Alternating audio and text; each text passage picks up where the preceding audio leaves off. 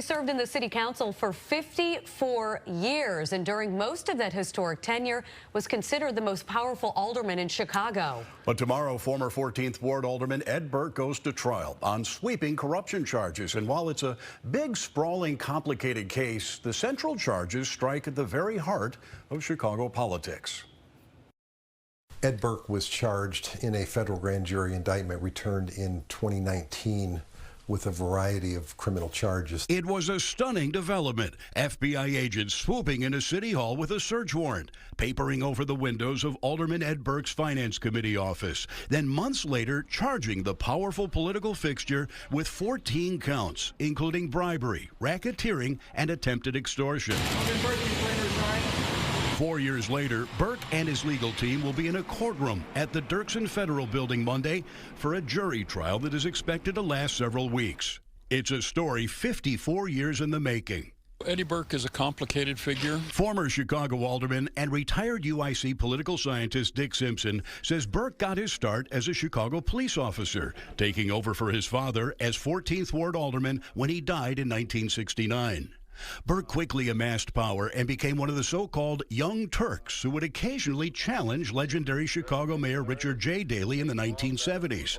But it was as leader of the council wars in the 1980s, a faction of white aldermen who battled black Mayor Harold Washington, that brought Burke political fame. They were so large that they could block most of the legislation proposed by Harold Washington. For instance, a number of his appointments, a number of his budget decisions.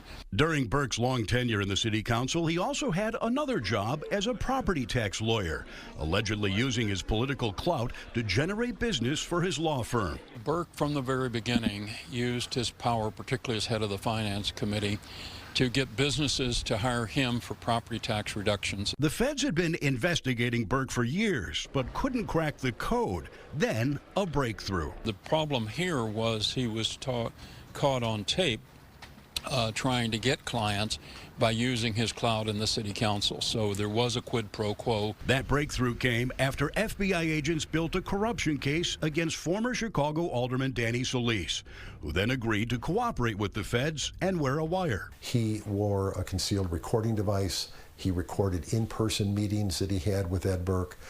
He recorded telephonic conversations that he had with Ed Burke.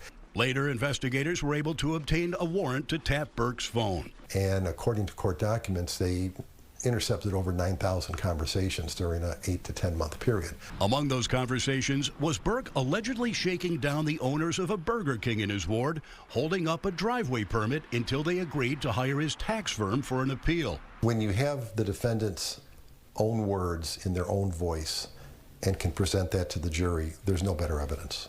The 59-page indictment outlines other schemes in which Burke tried to muscle developers to hire his law firm, including the old post office development in the West Loop and a retail development on the Northwest Side. Burke has said little publicly about the case since this brief statement before he was charged back in 2018. I've been in office for 49 years. I've been under investigation in the past. Nothing has ever come of it, and I've always cooperated, and I'll cooperate with whatever this investigation is. The trial will be watched closely by former Democratic House Speaker Mike Madigan, who faces similar charges and was also secretly taped by former Alderman Solis. The Burke trial will be a good barometer as to how that evidence is received by the jury, how significant they consider it to be, how damning it is.